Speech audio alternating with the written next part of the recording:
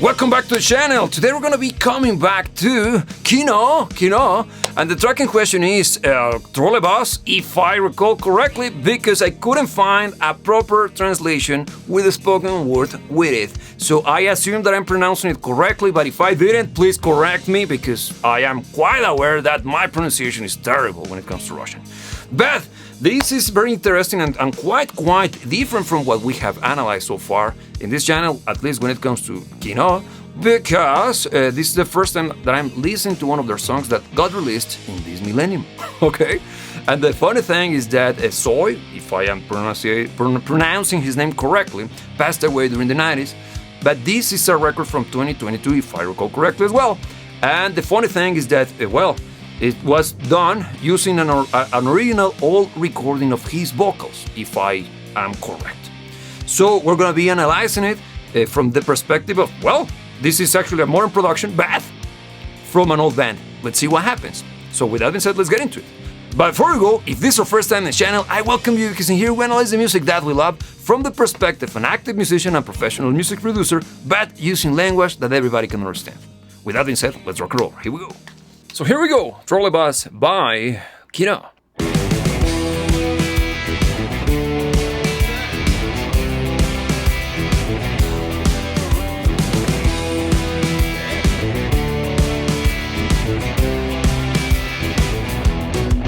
Мое место слева, и я должен там сесть. Не пойму, почему мне так холодно здесь. Я не знаком с соседом, хоть мы вместе уж год, и мы тонем. Хотя каждый знает, где брод, и каждый с надеждой глядит в потолок троллейбуса, который идет на восток. Троллейбуса, который идет на восток. Троллейбуса, который...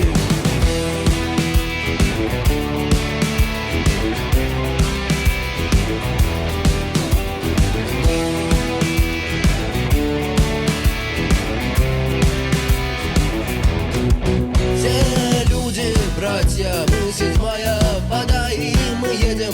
Не знаю, зачем и куда мой сосед не может. Хочет уйти, но не может уйти. Он не знает пути. И вот мы гадаем, какой может быть спрок в троллейбусе, который идет на восток. Троллейбусе, который идет на восток. Троллейбусе, который...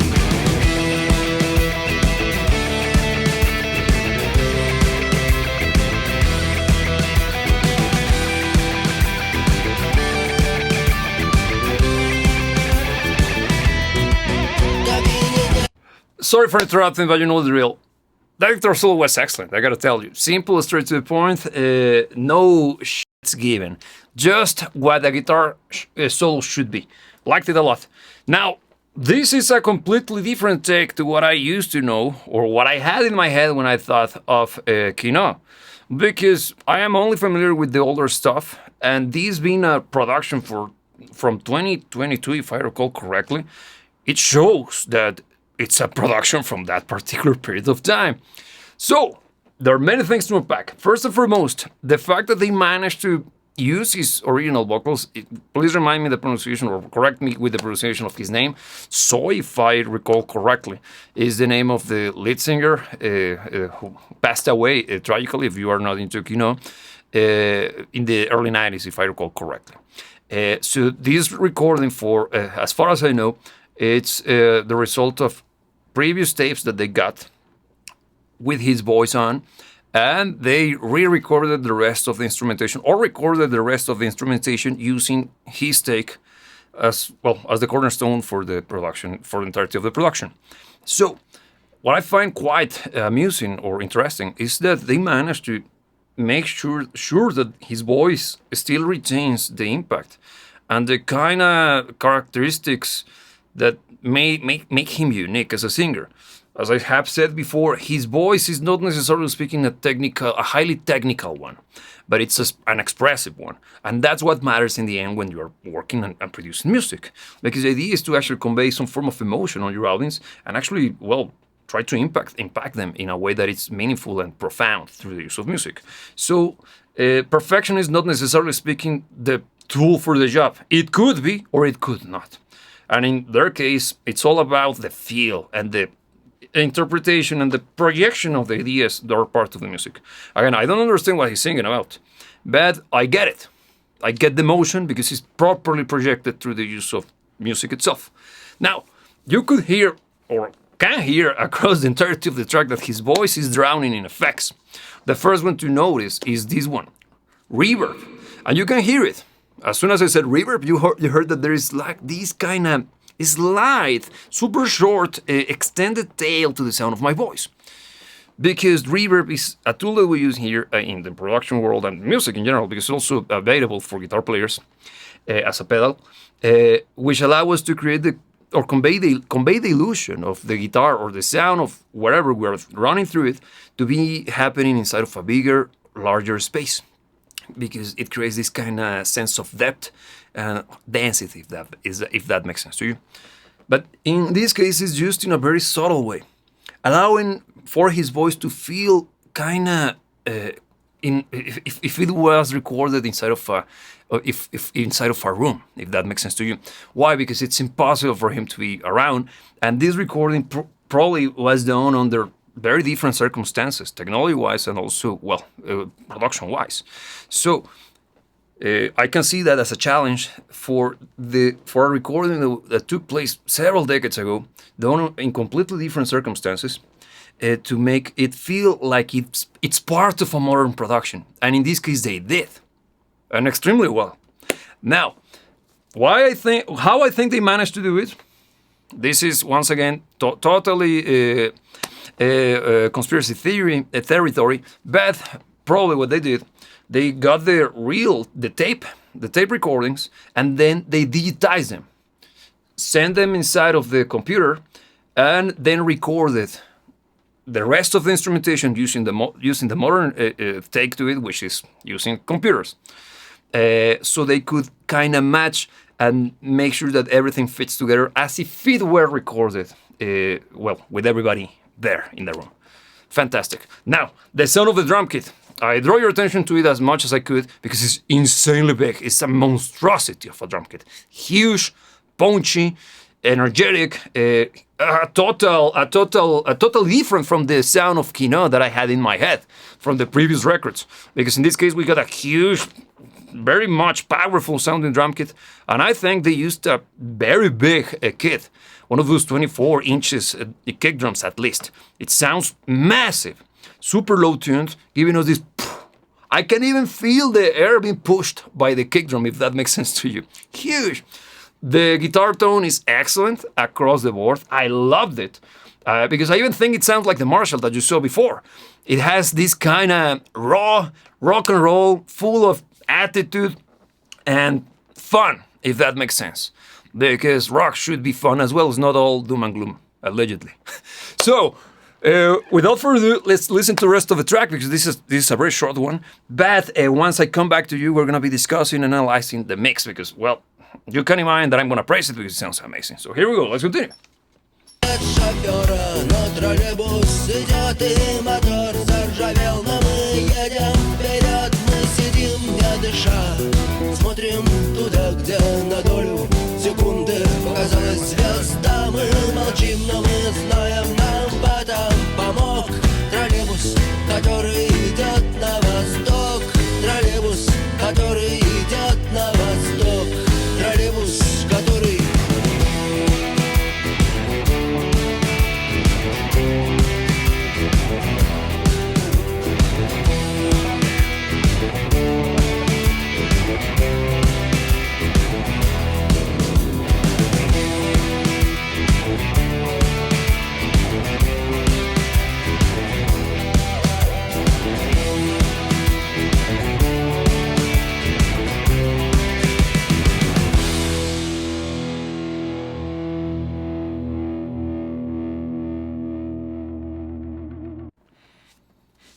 That was badass.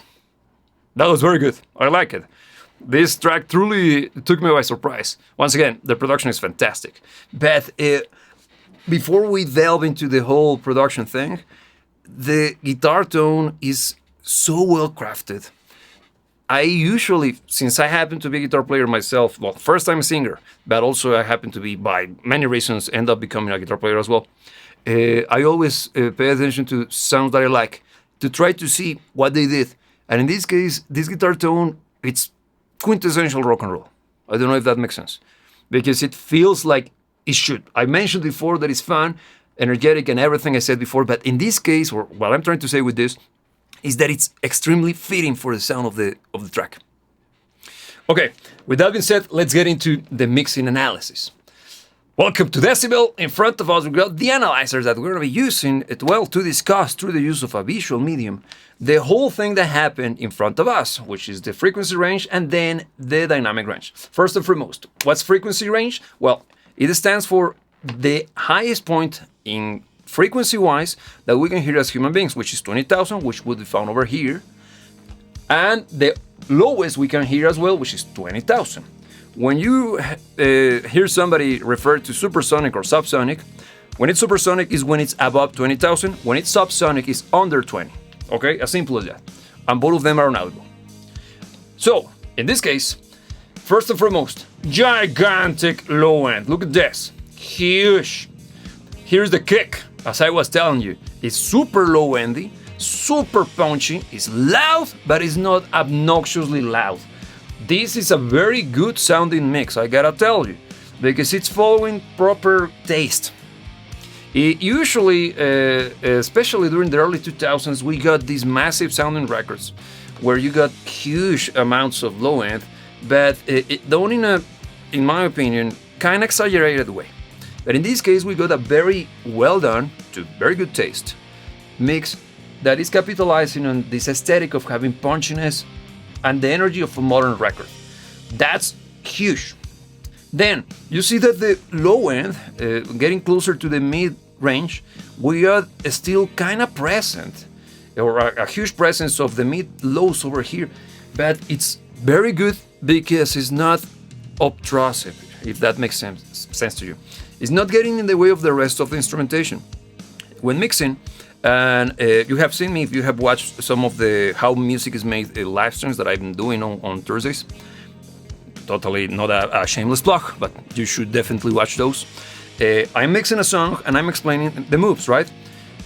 Equalization is a device that we use, or equalizers for that matter, is a device that we use to shape and control the different frequencies that we are dealing with, but on an instrument by instrument basis, or take by take basis, okay?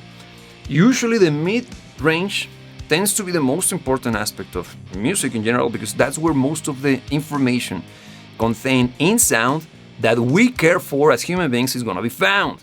But also, since it's very important and it's what we're looking for when listening to something, there are plenty of frequencies that are part of that area that could make difficult for us to understand the ones that we care for, okay? And when equalizing stuff, you gotta be careful with what you cut, which would be decreasing, making them less audible, when compared to what you boost, which is making wherever you want to push forward more audible, right? So, in this case, this area tends to be very, not problematic, but it has to be done with extreme care. And in this case, we got a mix that actually was done properly. Sounds very good. You can see that I'm genuinely surprised and glad that we got a mix like this. Now, high end. This is usually not necessarily incorrect, not necessarily important, but it's very important. I don't know, it sounds kind of counterintuitive. But what I'm trying to tell you is that here's where you're going to find the air of the vocals, like this thing that is very important, especially for the understanding of the words being sang.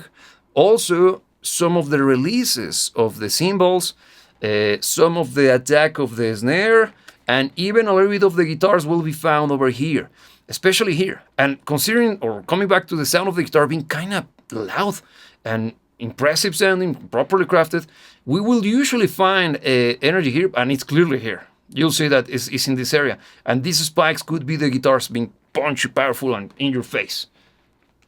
Cool, right? Well, at least it's cool to me. Okay, but I'm a freaking nerd. Okay, now let's take a look at the second section for the analyzer. Over here we got the dynamic range.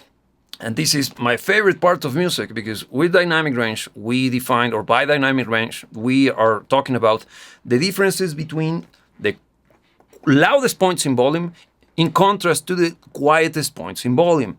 That's very important because through volume, through the use of faders, which controls the volume on a mix, we can convey the sense of energy or a proximity. Okay, when something is quieter, feels more kind of intimate. When something is louder, it feels more exciting. And you can see that the balance between those moments, or those two elements across time, will create the story being told through music. Okay, so over here, I'm not expecting a huge dynamic range because this is a crowd pleaser. I think this track was written to get the crowd happy, excited, kind of, yeah, you know what I mean, pumped up, because it's very much energy and forward, if that makes sense. So this blue blob represents the loudness, if I said it correctly, of the track across time. The higher it goes, the louder the part was. Okay, so you'll see that we will have little to no differences between sections. Probably this is the chorus, the first chorus, or even the guitar. This is the guitar solo, if I recall, because before I stopped it, we were talking about what we were blasting the guitar solo, and you'll see that the track kept going without any form of huge differential, because the track is like, you got me right. You're already rocking to it, and if we had this kind of drop of energy, it might lose the momentum that it's developing. But when the guitar solo kicks in, you will see that we got this huge jump in volume. It might look like nothing, but the reason why the guitar hit so hard at that point is because the mix went slightly louder. So you are getting more excited because it's the important part, is the cool moment, is the moment with the sunglasses and stuff, you know, the freaking fan blowing away your hair and everything, looking cool, like Steve Vai, okay? So, well done, because they conveyed all of those images in my head through the use of volume. Look at that. Now, if we continue and we move forward to the next section, you'll find that since this is a very short track, there is no point for it to go louder or quieter. We discussed a few weeks ago on a different analysis, I think it was Jane Eyre, a track by them. They also have this kind of straight to the point, short and sweet, no nonsense kind of music, which is not necessarily the style of song that you will use as a referential for dynamic range. Why? Because it doesn't make sense for something like this, and in this case we got it. Kino, for what I know of them, they truly have moments or songs in which dynamic range is very important. But I can imagine that this song is, whenever they play this live, because being this recent, I assume that it's still been around. They're still been around playing concerts and stuff. Please tell me if they are still around. I can imagine this being a very fun moment during the live show. So all in all, quite surprised, and in a very good way. Okay, thank you for recommending me this track. It was, as I said in the introduction, recommended to me during one of the live streams by one of you. And I gotta tell you, thank you. I truly enjoyed this track. I mind that this album is gonna continue with this kind of sound. So if you want me to keep analyzing and discussing tracks from this record, please tell me which one should be the next one. Because I know that Kino is a very important band and even have presence in the West. Now that I kind of discovered, and I've been going down this rabbit hole of listening to music from that side of the world, I am starting to realize that, well, yeah, they are the big deal. Okay, and I can see why. They're a good band. And their following is there for a reason. So please tell me which one would be the next one from this album you want me to analyze, or from any of the fantastic records that this band has released across time. With that being said, thank you for joining, thank you for watching. If you haven't subscribed, please consider doing it, because I do this every week, and there might be the chance for one of your favorite tracks to be part of this analysis at one point in the future. So there you go. That's the selling point for this channel. So as usual, the only thing left to be reminded is that you should never let anybody tell you what to dream about. And remember that I'll see you when I see you.